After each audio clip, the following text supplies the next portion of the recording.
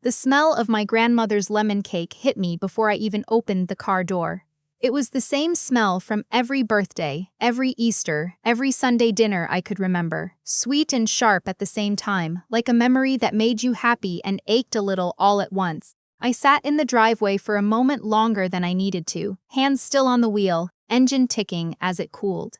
The house looked exactly the same white trim around the windows, same cracked stone path, same flag by the front door that my father had put up the year I was born and never once taken down. I hadn't been back in 6 years. My phone buzzed on the passenger seat. A text from my brother, "We're inside.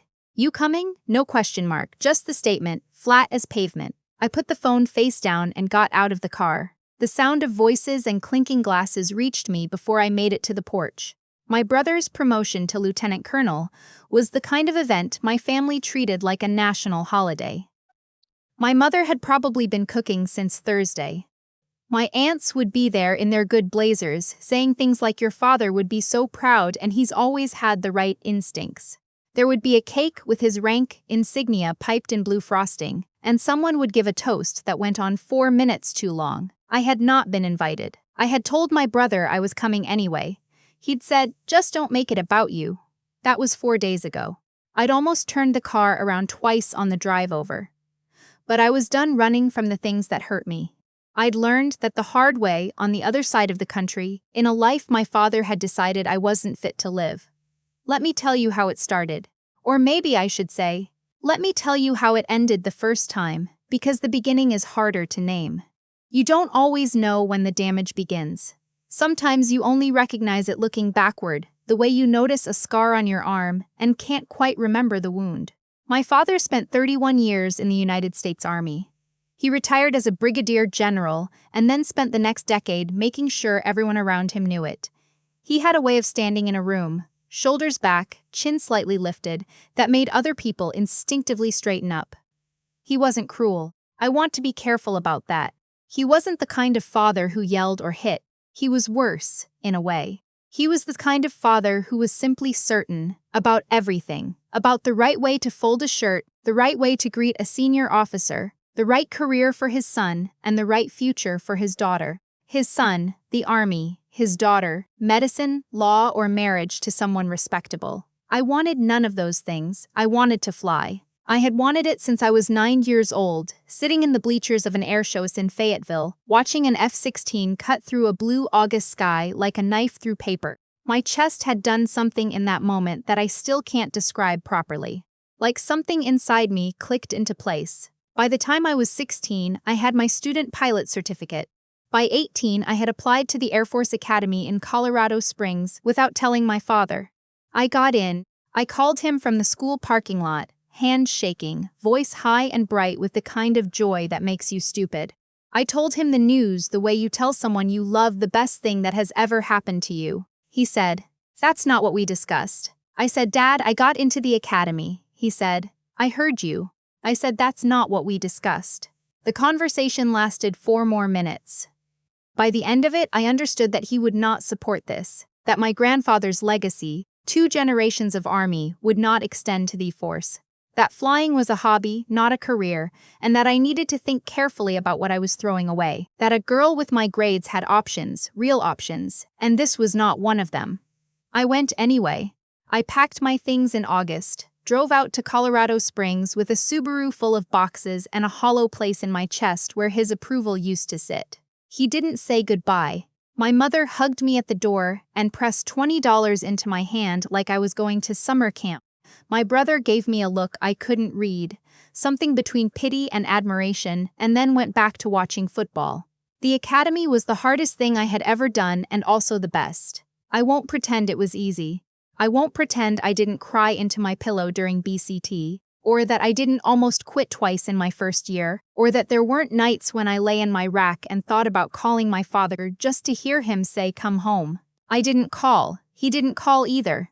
I was 22 when I commissioned as a second lieutenant. My mother came to the ceremony. My brother sent a card. My father sent nothing. I didn't hear from him directly for 3 years. The first time he actually called, not a message through my mother, I was at Hurlburt Field in Florida, 6 months into my first assignment. It was a Tuesday. I remember because I had just come off a long training exercise and I was eating a granola bar in the parking lot, half asleep, still smelling like jet fuel and sunscreen. His voice on the phone was the same as always. Measured, calm, like he was briefing a junior officer. He said, "I want you to know I've thought about this, and I think there's a path forward if you're willing to listen." I thought, a path forward. Like my life was a logistics problem he'd been working on in his spare time. He said he had a contact at a law firm in Atlanta, a partner, a man he'd known since Fort Benning. He said I was smart, that I had options, that flight school was admirable, but it wasn't a life. He said a woman in uniform only had so many years before the wear set in, before the deployments and the hours and the bureaucracy ground her down. He said this like it was concern, like he was handing me a lifeline. I said, "Dad, I'm not leaving." He was quiet for a moment. Then he said, "I expected that answer. I just wanted you to know the offer stands." He hung up. I sat in the parking lot for another 10 minutes eating the rest of my granola bar, watching a hawk circle the tree line at the edge of the base. I decided, sitting there, that I was done waiting for him to decide I was worth being proud of. I was going to build something real, and I was going to build it without him. I had no idea, at 23, how far that decision would take me. The years that followed moved fast and hard. A deployment to Germany, a rotation through Special Operations Aviation Support, a year-long assignment that I'm still not permitted to discuss in detail, but which took me to places that don't appear on the itineraries of ordinary people. I flew in conditions that would have grounded most pilots. I made calls under pressure that I still second-guess in the quiet dark of 3 a.m. I lost a colleague I loved like a brother somewhere over terrain that had no name on any map I was given. I grew up, is what I'm trying to say. Not the soft kind of growing up, with graduations and apartments and first heartbreaks. The kind that leaves marks you can't see. I was promoted to captain at 26, major at 29. I was 31 when the orders came through that changed everything. I won't tell you all of it, because some of it still belongs to the job. What I will tell you is that there is a tier of aviation operations that exists outside the normal chain, interagency work, the kind that involves more acronyms than I can list and more clearances than most people know exist. I had been working at that level for 2 years when a general officer I had never met called me into a briefing room at the Pentagon and told me I was being considered for something that happened to fewer than a handful of women in the history of the service. I kept my face neutral the whole time. I had learned that from my father at least. I said, "I understand, sir. What do you need from me?" He said, "Just what you've always given. And a little more." The promotion board met in November. By December, I had new orders, a new title, and a set of stars on my collar that I kept touching the first week like I was checking to make sure they were real. Brigadier General. I was 32 years old. I called my mother. She cried for 4 minutes straight, and then said, "Don't tell your father yet, let me tell him." I said okay. I don't know if she ever did, I didn't ask. My brother's promotion party was in March. He'd made lieutenant colonel at 36, which was solid. Not fast track, but solid. And he deserved it. Whatever else I felt about my family, I believed in my brother's service. He was a good officer. He'd been a decent soldier since the day he put on the uniform, and he'd earned every rank fairly. The party was at my parents' house in Virginia, 40 minutes outside D.C., the same house where I grew up, the same driveway, the same lemon cake. I parked and went in through the front door, which was unlocked and open, the way it always was during family events. The living room was loud with voices. Someone had put on music, Sinatra, of course, my father's default. And there were maybe 30 people standing with glasses in their hands, the mix of military and family that always showed up for these things. My brother saw first. He was across the room, standing with a group of men in their 40s, and when he spotted me, his expression went through about 6 things in 2 seconds before settling on something careful and neutral. He crossed the room. "You actually came," he said. "I told you I was coming." He looked behind me, like he was checking to see if I'd brought someone with me. "Dad's in the backyard." "Okay. He doesn't know you're here," I figured. My brother studied me for a moment. We hadn't stood this close in 6 years. He was taller than I remembered, or maybe I'd just forgotten. He had our father's build, broad through the shoulders, the kind of solid that looked like it would take a long time to undo. "You look good," he said finally, like he was surprised. "Thanks," I said, "so do you." I went to find my mother in the kitchen. She was at the counter cutting strawberries, still in her apron, hair pinned up the way she always wore it at parties. She turned when I came in and her face did something that made my throat tighten. Not a smile, not a frown, but something in between that was its own kind of language. She opened her arms and I walked into them and stood there for a moment with her hand on the back of my head, the way she used to hold me when I was small. "You're here," she said quietly. "I'm here." She pulled back and looked at me, both hands on my shoulders, and I could see her cataloging me the way mothers do, looking for weight loss or dark circles or some sign that I wasn't all right. She must not have found what she was looking for because something in her face softened. "He's outside," she said. "I know. He's going to." "Mom," I said gently. "I know. I didn't go to the backyard right away. I moved through the party, said hello to aunts and cousins, shook hands with officers I half recognized from years ago. I ate a piece of the spinach dip that my aunt always brought, and which was never as good as anyone pretended. I talked to a cousin who was finishing nursing school. I was normal, or as close to it as I could be. It was a colonel I didn't know who first noticed my collar. He was standing near the fireplace with a drink in his hand, and he turned to say something to the man beside him and then stopped, eyes dropping for a half second to the insignia I was wearing. He straightened almost involuntarily. The social circuit of a military party is a specific kind of current, and I had learned long ago that rank moves through it in ways that are difficult to suppress. He caught my eye, gave a slight nod, said nothing, but the nod said enough. I moved on. I was standing near the kitchen doorway with a glass of water when I heard the back door open and my father's voice carrying in from the yard, the specific authoritative baritone I had been hearing my entire life. He was laughing at something someone had said. He sounded relaxed. Good. He came through the door and stopped 3 feet from me. He was older. Of course he was. It had been 6 years. The lines around his eyes were deeper, his hair was more silver than I remembered, and he moved with a slight stiffness in his left knee that was new. But his posture was the same. His bearing was exactly the same. He could have walked into any briefing room in the country, and people would have known what he was before he said a word. He looked at me. I looked at him. The party kept moving around us, the conversation and the music and the sound of someone dropping a fork in the kitchen. The world didn't stop, which is how it usually is during the moments that change things. "Nora," he said. It was just my name, no inflection I could identify. "Dad." He looked me over the way he always had, that habitual scan that was neither warm nor cold, just a collection of data. His eyes moved to my collar, lingered there for a fraction of a second, then moved back to my face. "You didn't tell me you were coming," he said. "I wasn't sure I would." A pause. Someone laughed loudly across the room. "How long are you in town?" he asked. "A few days." He nodded, like we were scheduling a meeting. "I hope you'll stay for dinner." I almost said something then. Almost.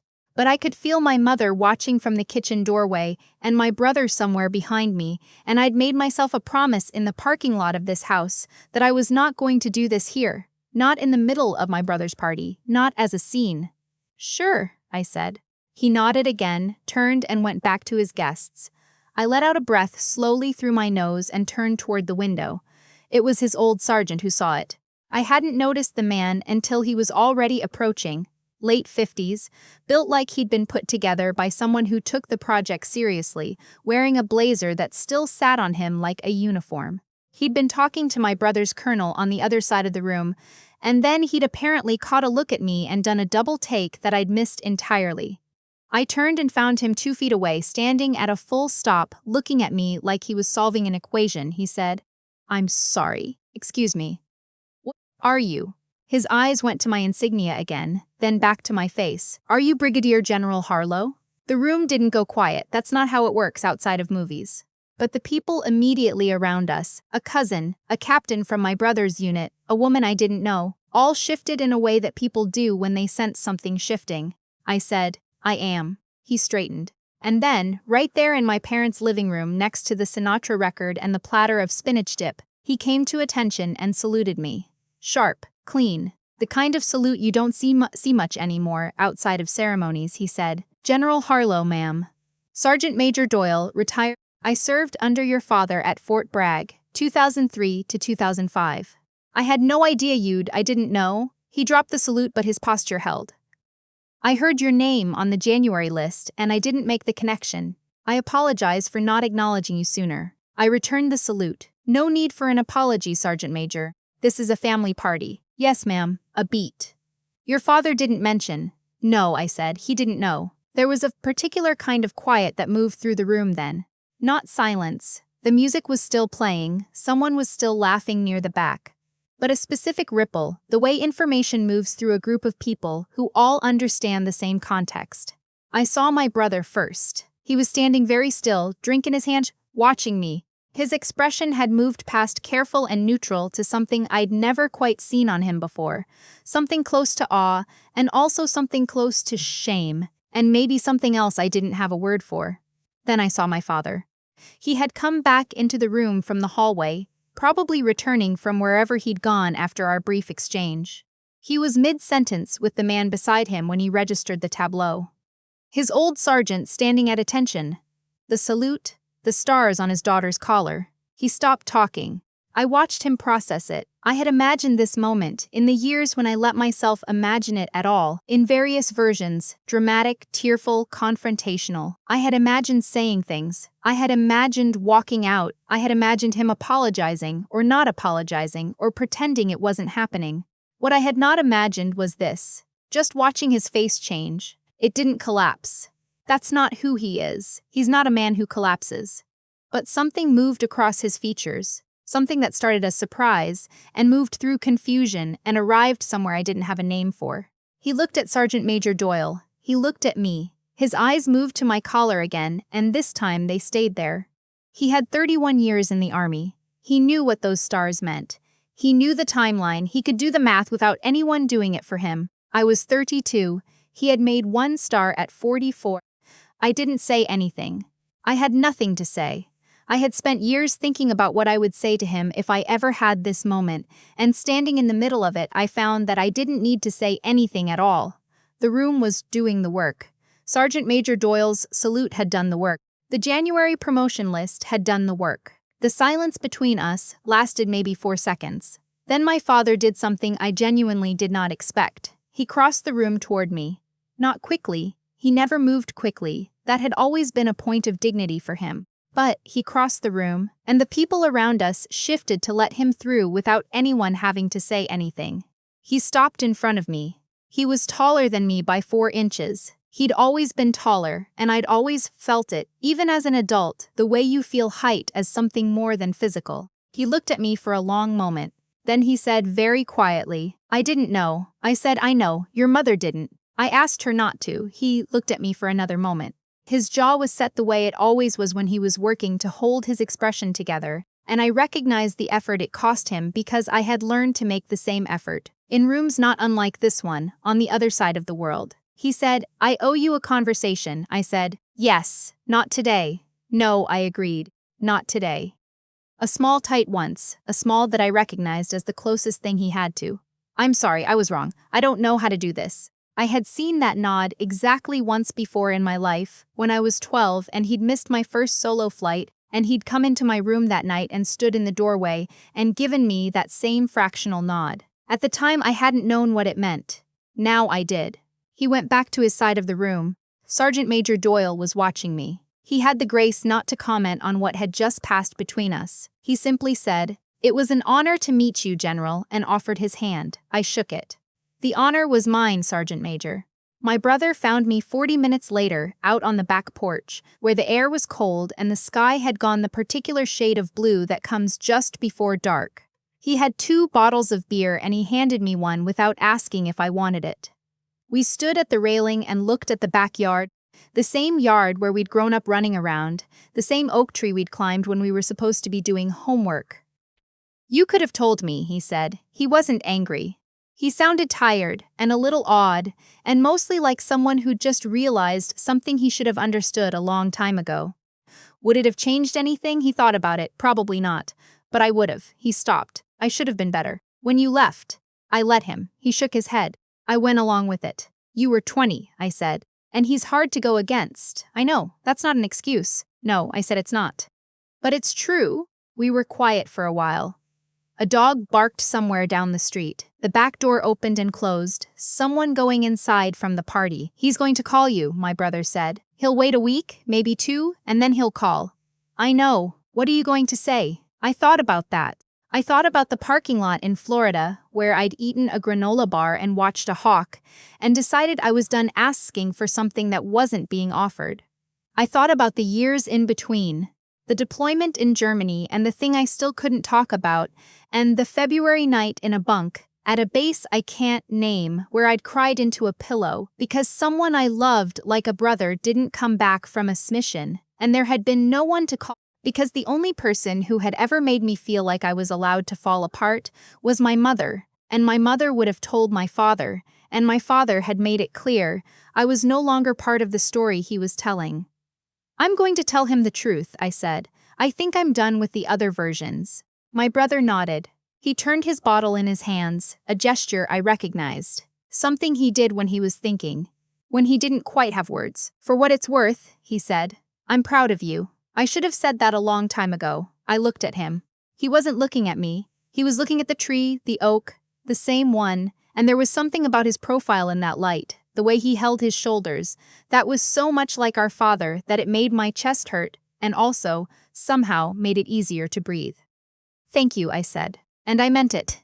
Not for the words, or not only for the words, but for standing out here at all. For the beer, for the quiet.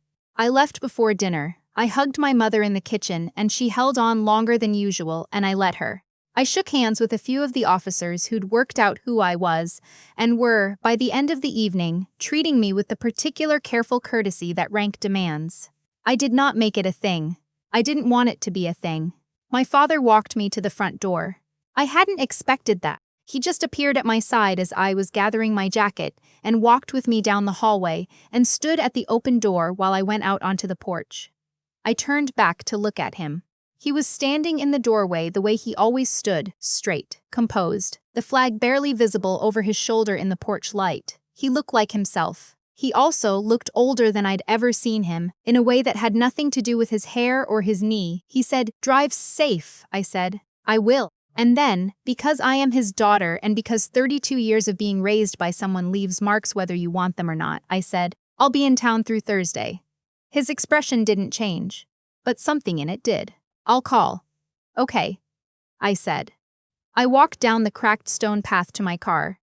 The lemon cake smell had faded, or I'd gotten used to it. The air was cold and clear, and I stood for a moment with my hand on the door handle, looking back at the house where I grew up. The white trim, the flag, the warm light through the living room windows where the party was still going on. I was not healed. I want to be clear about that, because stories that end at doorways make it sound like something has been completed, and this was not completed. He still owed me a conversation, and I still wasn't sure he was capable of having it. There was still 6 years of silence to account for, and a phone call in 2019 that I had never been able to fully unhear, and a version of myself that had walked out of this house at 18 with $20 and a Subaru and the weight of someone else's disappointment.